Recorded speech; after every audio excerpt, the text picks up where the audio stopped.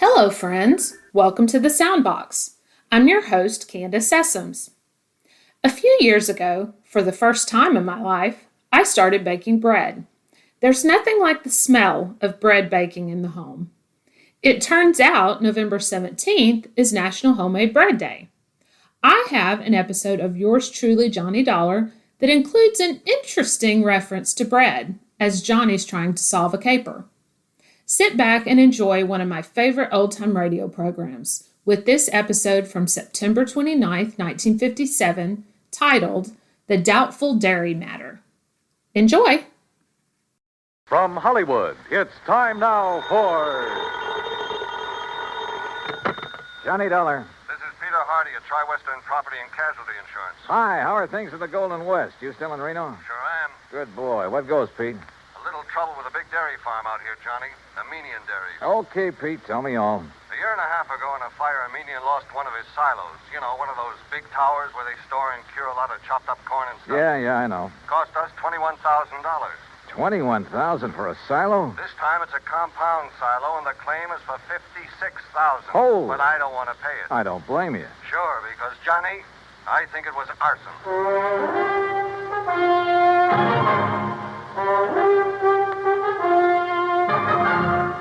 Bob Bailey in the exciting adventures of the man with the action-packed expense account. America's fabulous freelance insurance investigator. Yours truly, Johnny Dollar.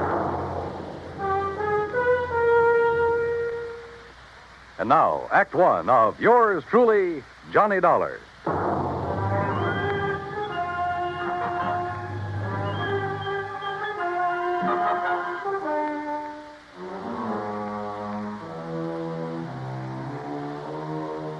Expense account submitted by Special Investigator Johnny Dollar to the Tri-Western Property and Casualty Insurance Company, Reno, Nevada office. Following is an account of expenses incurred during my investigation of the Doubtful Dairy Matter.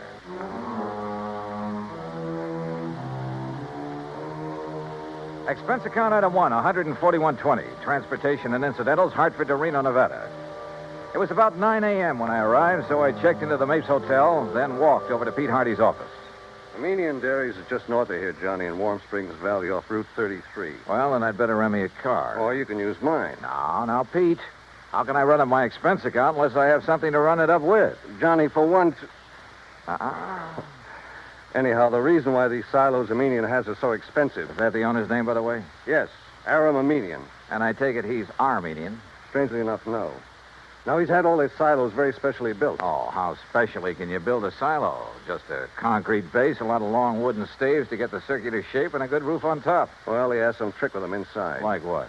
That's his deep, dark secret. But he claims it makes better silage for his cattle than is possible anywhere else in the world. And one of these things burned up a year and a half ago. The word exploded best describes it. Yeah. And as I said, cost us $21,000. And now the replacement has gone up in flames. Yes, day before yesterday. He filed the claim the same day. Well, why do you suspect arson? Did the local authorities find anything suspicious? No, but you go out and talk with Armenian, Johnny. And if you don't end up with the same kind of feeling I have, well, I'll leave my shirt. Expense account item 2, $50, deposit on a drive-your-own car. Finding the Armenian Dairy and Ranch some 20 miles north of the city was easy. It was spread out all over the countryside. Hundreds of acres of well-irrigated, lush green pastures. Square in the middle of the ranch sat one of the cleanest, most modern dairies I ever saw. Aram Armenian gave me the grand tour, and I must say I was impressed. There was close to 200 well-kept Guernseys in the main barn, which was clean as a whistle. The milking machines, coolers, separators, clarifiers, and so on were the same. Yep, a prosperous-looking setup. Finally, Mr. Armenian took me out to where a small group of workmen were cleaning up what was left of his compound silo. As you can see, Mr. Dollar, only the concrete base is left. That must have been a pretty big silo, Mr. Armenian. That's the largest and most efficient in the entire West. Still, $56,000. Oh, the size had nothing to do with that. It was the inner construction, known only to Barnwell, the man who built it for me, and to myself, of course. Well, what was so special about it? Principally a method of venting. Venting? Yes, it increases the phosphorus and lactic acid content. Well, I thought the point in a silo was to keep it pretty well sealed up. Venting within, Mr. Dollar. But that's all I'll tell you about it. It cost me $56,000 to have Barnwell build it. And I wish the company to pay my claim as quickly as possible, because I'm starting construction on a new one immediately. Of the same type? Oh, vastly improved type. Oh, then it was to your advantage to lose the old one. Just what do you mean by that? Your loss came at just the right time, didn't it? Now, just a minute, Dollar. With the insurance money, you can build a new and better one. And when it gets out of date, I suppose you'll have another fire. Oh, I see. You think perhaps these last two were deliberately set? Were they? Ridiculous. Is it? But if they were... Yeah? If they were, I certainly wouldn't know it. Oh, come on now. After what you've just said. And what's more, Mr. Dollar, I'm sure you'll never be able to prove it.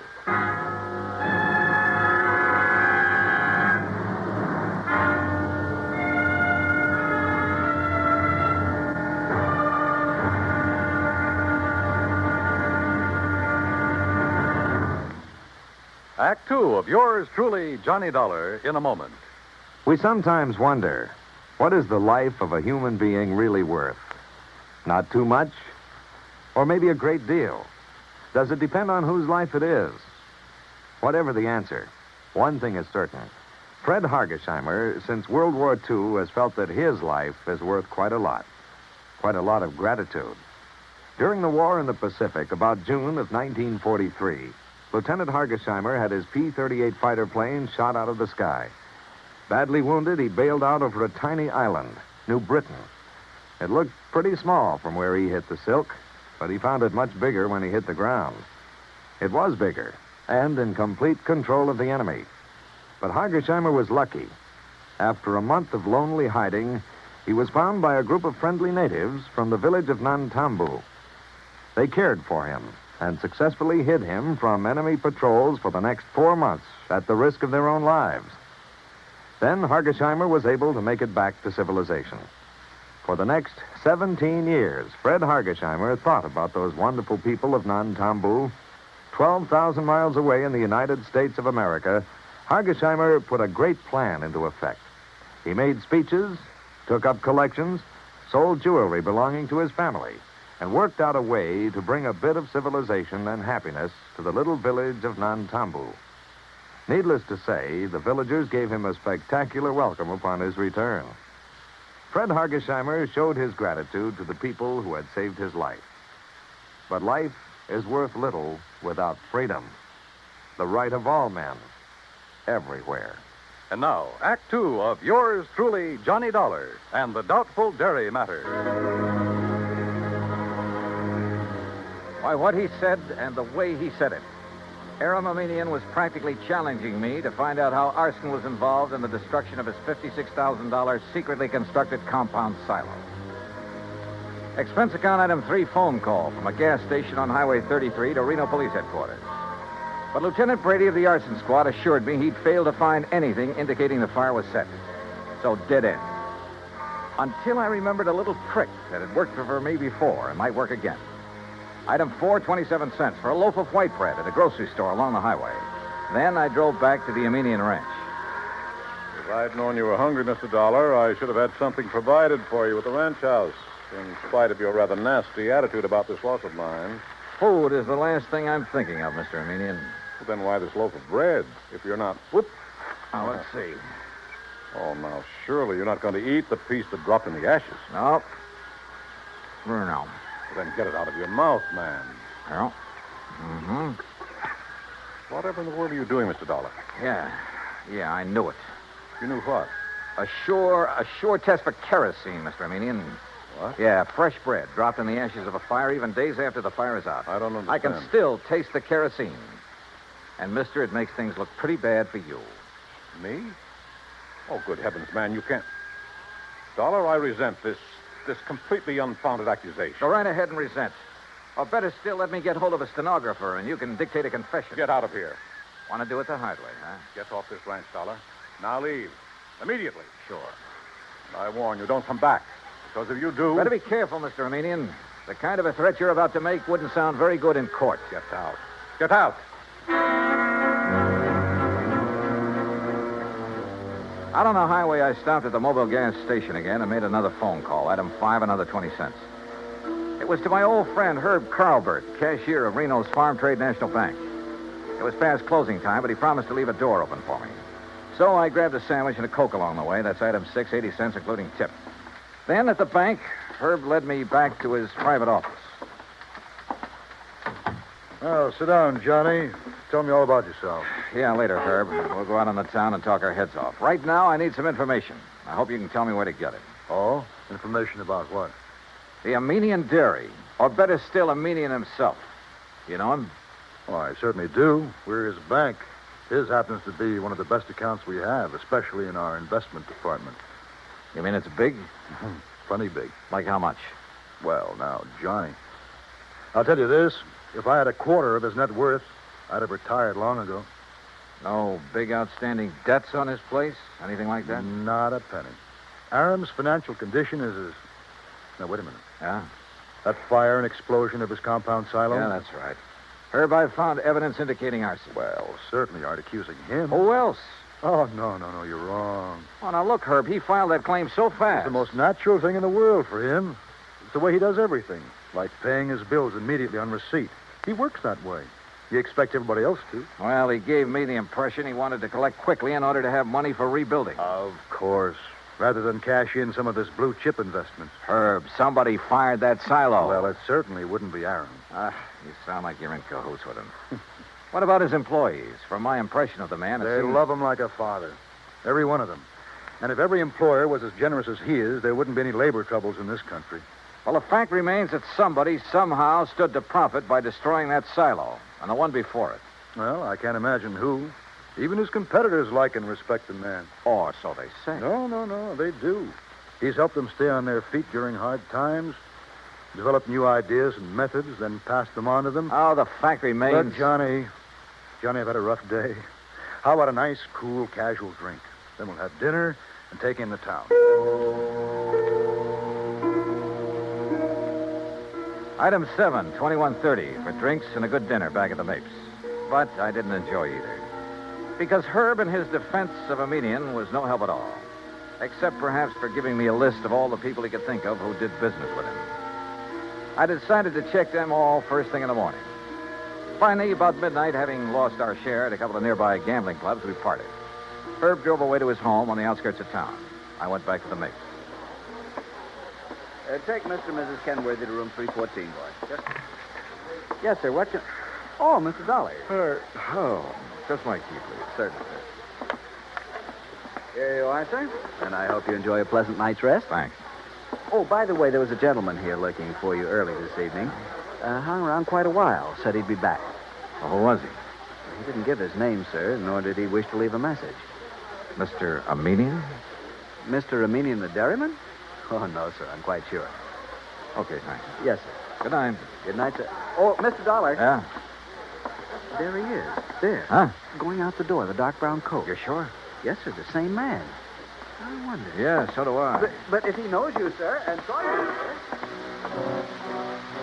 By the time I got out the front door, the man in the brown coat was halfway down the block and walking fast. Faster and faster, as a matter of fact, as I gained on him. He turned the corner, and by this time, both of us were running. Hey! Hey! Were you looking for me? By the end of 3 or 4 blocks, it was a real foot race. Then suddenly he turned into an alley, and like a darn fool, I plunged into the darkness of it after him. Hey! Hey! Right here. Oh, no, you...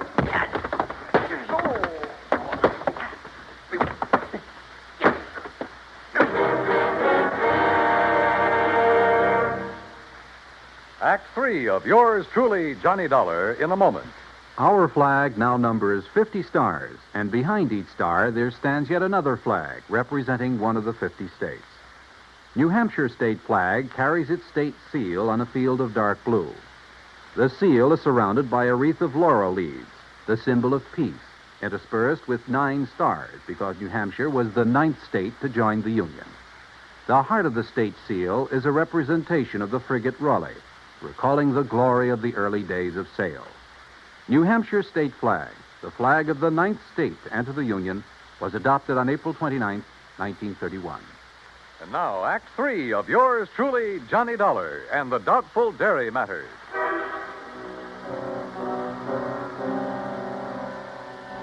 If it hadn't been for a big interstate moving van that drove into the alley where I'd been waylaid, Well, I have a strong hunch I wasn't supposed to have lived through that beating.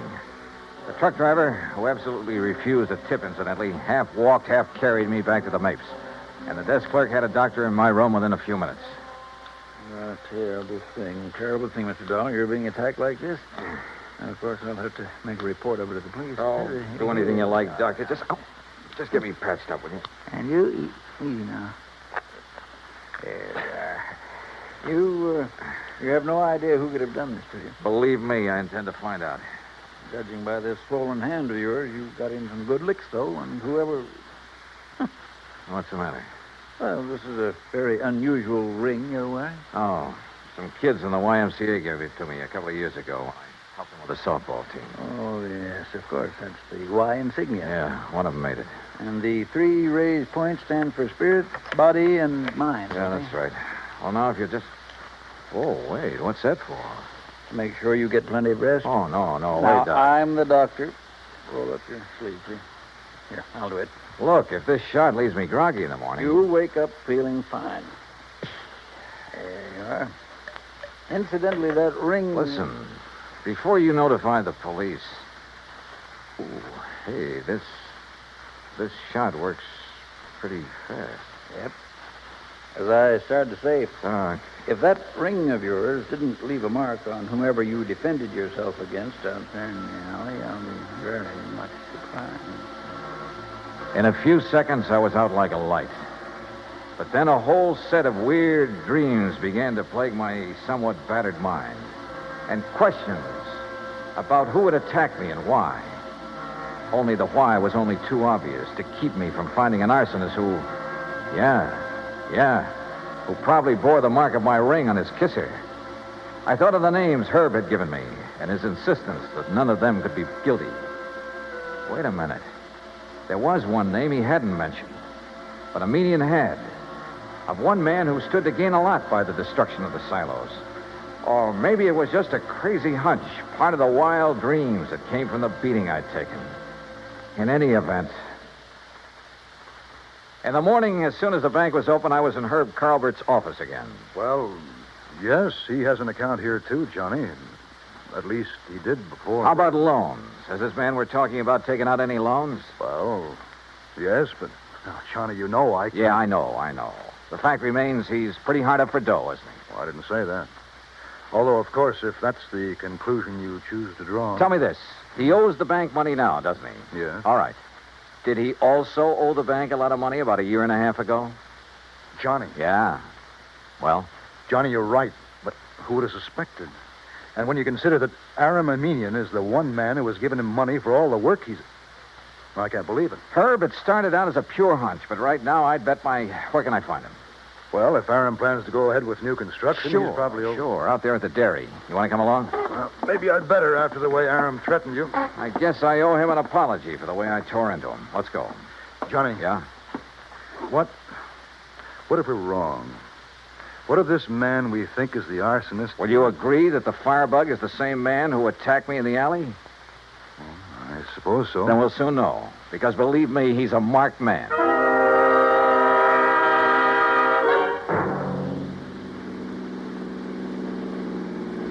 We made the Aminian dairy in 30 minutes flat, and we're told at the gate that Aram Aminian was in the pasteurizing plant.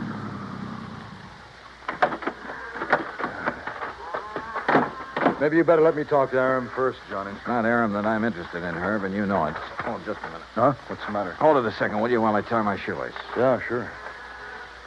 And I've been thinking, Johnny, on the way out, you know, we could really be terribly, terribly wrong. Herbert, old man. Aram, we're just looking for you. Well, when I heard the car pull up, I thought it was Joe Barnwell. He's due here to show me final plans for the new silo he's going to... Well, Mr. Dollar. That's right, Mr. Aminian. I want to apologize for...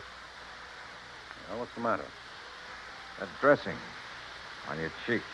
What about it? Just what is that little bandage hiding? Johnny? Well, Aminian? As a matter of fact, I cut myself shaving this morning. Well, I'm sorry, mister, but that bandage is going to have to come off. Look, Johnny. Now, just a minute, Dollar. Here you are, Herb. Here's the final blueprint for it. Why, what's wrong, Joe? Oh, gentlemen, this is Mr. Joseph Barnwell, Herb Carlbert, We know each other. and Mr. Johnny Dollar. Yeah. I think we know each other, too, Barnwell. Oh, do we? Joe, did you have an accident of some sort? Your face. What's going to happen to him now won't be any accident, Mr. Emenian. And I apologize for doubting that you cut yourself with a razor. What? I'm afraid I don't understand. But that bandage on your face doesn't hide any razor cut, does it, Barnwell? Well, I don't know what you're talking about. All right, then let's rip it off. You certainly won't. What the... Good heavens, Johnny. Yeah, look. The mark from the ring on my hand where I struck him last night. Okay, Barnwell. Now stop. Don't touch me. Start talking. Tell Emenian how you burned up his fancy, expensive silo so you could build another one. How you burned the other one up. Talk. I swear I... Talk. Talk. Talk.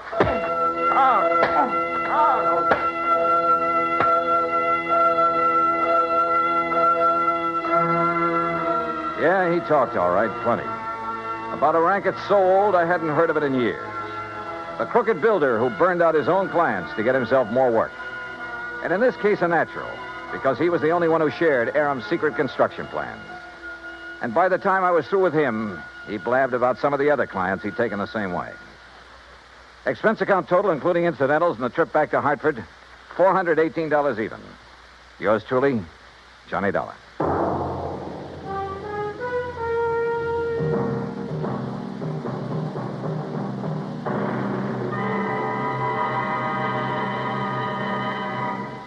Our star, Bob Bailey, will return in just a moment to give you a hint about what's in store for you on next week's program.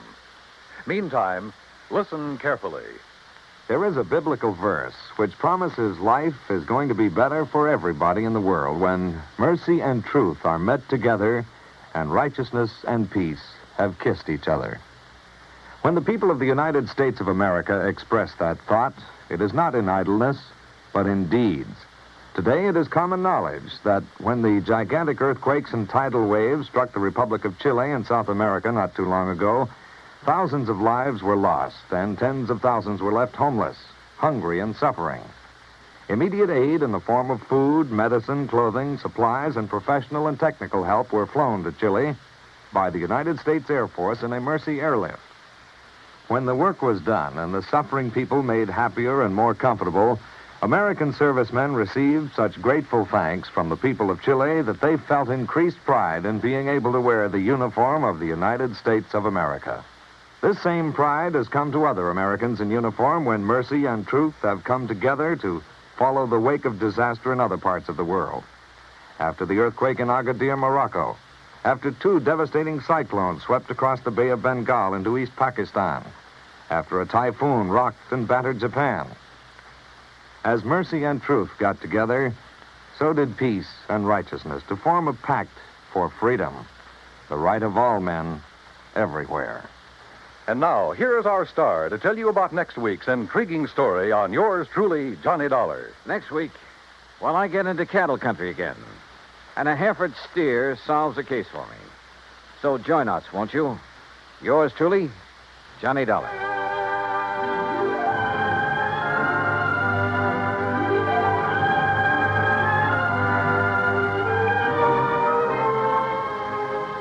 Yours truly, Johnny Dollar, starring Bob Bailey, originates in Hollywood. It is produced and directed by Jack Johnstone, who also wrote tonight's story.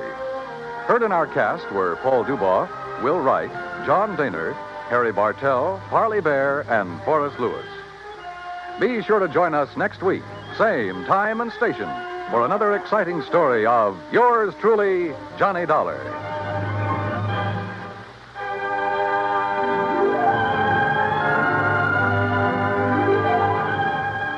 This is Dan Coverly speaking.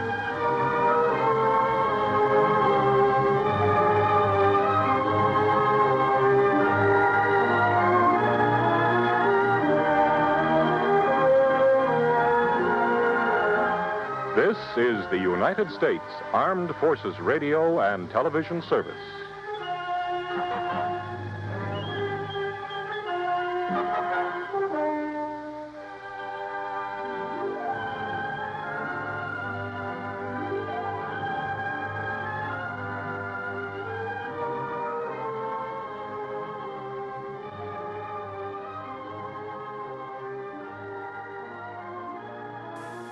I hope you enjoyed today's episode. According to my husband, who was an arson and fraud adjuster for an insurance company many years ago, the bread trick is something that old investigators really did used to use. Thanks again for listening to the Soundbox, and be sure to check in next time where I'll be back with another dash into the past.